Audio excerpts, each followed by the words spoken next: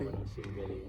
And I'm happy to see yung mga kaibigan natin na nakaabot sa grand finals, and I just hope na mapagtagumpayan nila. And ang gusto ko rin doon kasi may mga beneficiaries din tayo, so ay mas nilook forward yung mga matutulungan natin aside from the win, yung sa mananalo ngayong gabi.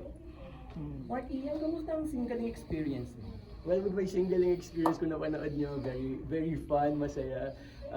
Pinaka naalala ko doon yung eksena namin ni Miss Ethel, yung nag-commercial kami, kumain ako ng burger. And there's more to see, and I just hope na you could watch it, guys. After this, what maganda yung naman pa sa'yo? Nako, ayun. So, I would say ito sa mga una akong lumabas sa TV5, bukod sa Itbulaga, itong singling, doon ako kasunod na napanood. And now nakikita na po ako sa Vibe, so mapapanood po natin yan every weekdays and Saturdays. And may paparating po akong teleserye. Sana po ay abangan ninyong lahat, abangan po natin yan. Ipupush mo ba yung pagiging singer mo after this? Well, masaya po ako na naimbitahan po ako sa singling, although hindi naman po ako like singer, you know. Pero if given a chance, of course, why not, na kung mabigyan ako ng pagkakataon magkakanta or magkaroon ng single, I'll be happy. Also, I'll be happy na ma-hone pa yung singing skill ko, you know. Yes nyo, di ba? Pero saan mo ba gustong mas makilala ka? Acting or singing ba? Or what genre are you going to? Okay, now I'm enjoying hosting, but now that I'm trying the teleserye, masasabi ko na masaya ako sa pag-acting sa ngayon. Masaya po ako. Marami pa akong gustong matutunan sa pag-arte. Marami pa po akong gustong magawa. And mga roles na may experience para ma-discover ko po sa sarili ko rin kung ano po talaga yung para sa akin. But right now, I enjoy acting po. You're just new, pero marami ka rin for sure na makakatrabaho in the Opo. future. Sino ba yung mga pinapangarap mong kasama in the future? Pagka binigyan ka ng chance to be a part ng serye or movies, di ba? Siyempre yung bigatin na po natin from Manila's Finest, Sir Piolo Pascual. And so ngayon po, nakatrabaho ko ng isa, Sir Enrique Hill. So isa po yun sa teleserye. So yun doon ka pala. Kasama po ako. And ayun po, si Sir Piolo Pascual, for sure marami po akong matutunan sa kanya. So how's working with Enrique and Ano? Andrea? Sobrang saya po nila katrabaho, especially Sir Ken. Sige, sabihin ko na pakita naman na po sa trailer na magiging kapatid po ako ni Sir Enrique Hill sa teleserye po. No? Masaya po, si Sir Enrique po ay very approachable, ginaguide niya po ako pagdating po sa set, nagbabatuhan po kami ng linya, so hindi po ako napapabayaan. Pagkasalang namin, alam na po namin yung gagawin namin kasi nag-guide niya po ako doon sa, parang sa tent pa lang, nag-uusap na kami, ano po yung gagawin. Yun po. How about Andrea? Yes. Well, Nasa-eksena mo rin ba? naka-eksena ko na po si Andrea actually, pero isang beses pa lang po. Pero ayun, very fun si Andrea, makulit siya, and marami siyang quirky questions sa set, and I would say she's giving energy sa set because of her personality. Sinong female celebrity ang gusto mong makatrabaho?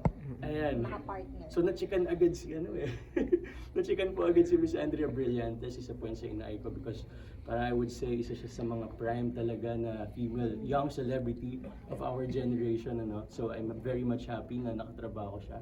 I'm also looking forward, mga kasama ko sa trabaho sa Vibe, gusto ko makasama sa acting, especially si Queen Mercado. Ayan, sa mas ano pa, of course, Miss Ann Curtis and Julia Barreto po. Ikaw ba gusto mo rin bang maging solo artist or you want, kasi uso yung mga love team ngayon, di ba? Gusto mo rin bang ganun, merong ganong klase mo? Okay. So, right now, whatever it is na ibigay po sa akin. Pero, it would be great na mas makilala po ako ng tao sa kung ano po ang meron ako, sa kung ano po ang kaya kong i-offer bukod sa acting. With my hosting sa singing, I hope that they appreciate it. Ay, sa hosting, rather. And of course, with my content, where they see my real personality sa social media, ayun po. But if given a chance to be paired with somebody else, of course, I would love to do it. Did you have your own charity that you're supporting during the singling? Yes. Who is your Actually, my beneficiary? beneficiary ay yung doon po sa lugar namin, yung mga out of school children sa lugar ko. I just want to share, I'm an SK chairman in my community. That's why I'm really happy na mayroong beneficiary dito. So na-expand ko yung tulong sa kanila. Nung Pasko nakapagbigay ako ng mga mga laruan sa mga bata, mga gifts sa mga bata, and sa mga school supplies, mga ganyan. And apart from na may beneficiary na dito sa Singaling, of course, yung charity ko po naman is meron na before pa. Kaya happy ako na nadagdagan siya with the help of Singaling. Anong location ba? From Muntinlupa City po. Aside from being an SK ka na. Yes po. What do you do before you become an artist? Okay. Ayun po, nag-start po talaga ako bilang commercial model po, no? So doon po ako. Kaya yung kung napanood niyo po yung Singaling episode ko po, ang Hotdog.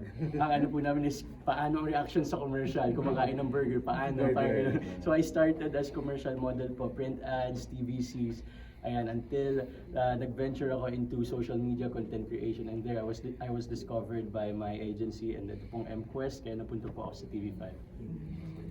Okay, thank you Thank so you. much. Thank you so much. Kala mo, Akala kala mo, Bino. Kala ko mga bis lang. Si ano, si Gracia dito eh. Nasaan sila? Nasa audio. Ano sa audience na? Miss ka na daw niya eh.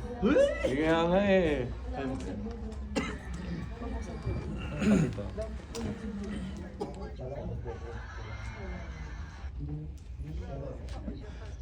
Pa tayo magbukas? Lobat daw po.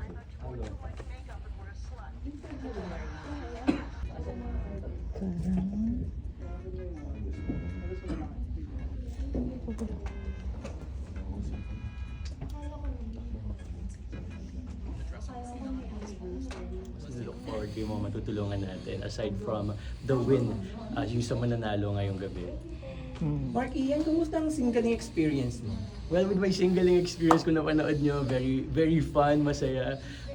Pinaka naalala ko doon yung eksena namin ni Miss Ethel, yung nag-commercial kami, kumain ako ng burger. And there's more to see, and I just hope na you could watch it, guys. After this, Makikita pictures. Wow! Ang mga director natin, ang mga stage managers natin, ang mga writers natin, ang mga producers natin.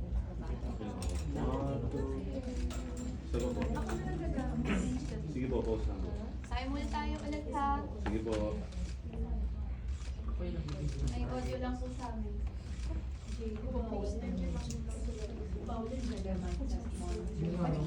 Okay.